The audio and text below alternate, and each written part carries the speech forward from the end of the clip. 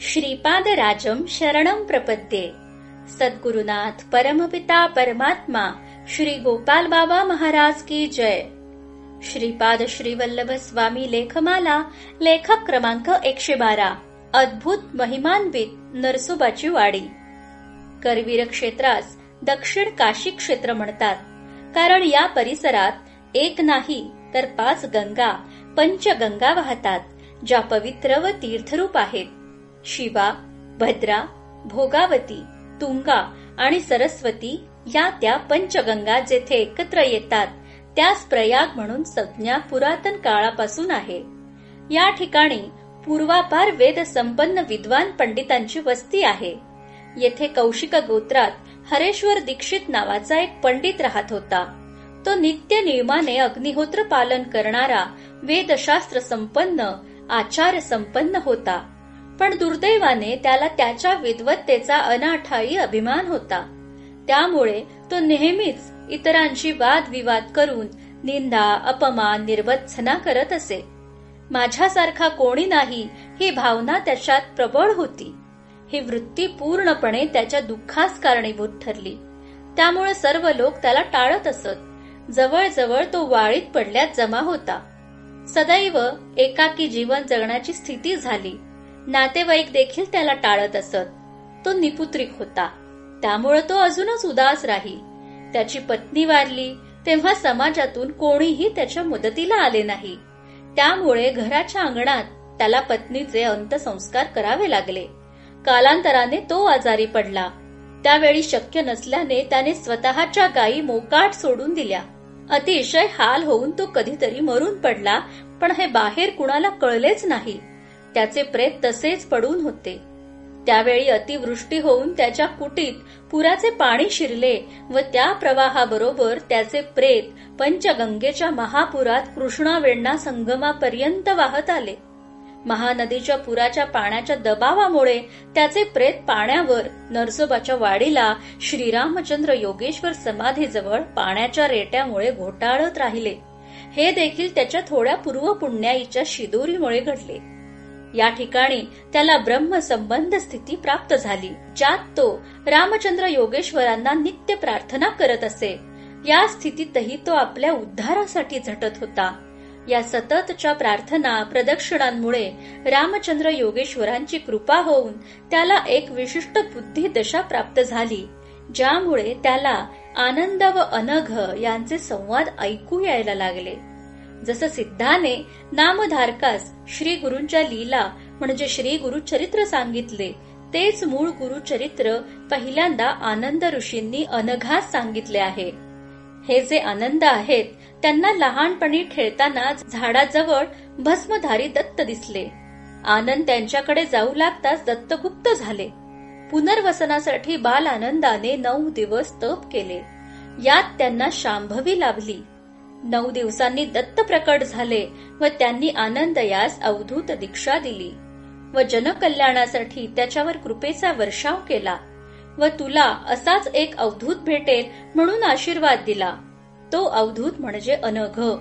या आनंद मुनींनी दत्त संहिता चरितम ग्रंथ लिहिला व अनघास सांगितला, जो मूळ गुरुचरित्राचा स्रोत आहे. हीच कथा गणेशाने अगस्तींना सांगितली.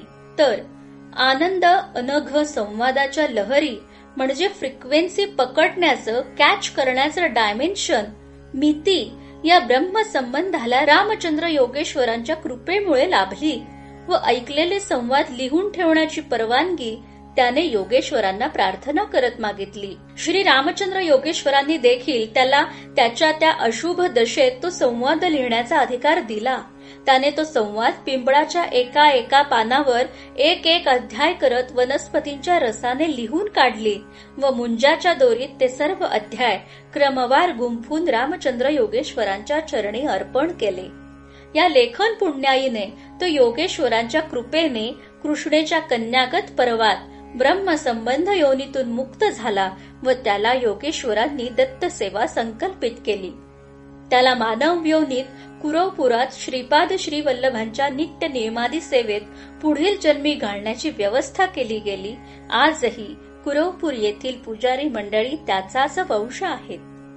पुराण काळापासून कुरवपूर हे पवित्र बेट दक्षिणेतील सनातन संस्कृतीच्या राजघराण्यांनी वेदशास्त्र संपन्न पंडितांसाठी अध्ययन, संशोधन यांसाठी विकसित केले होते. त्याला अग्रहार म्हणतात.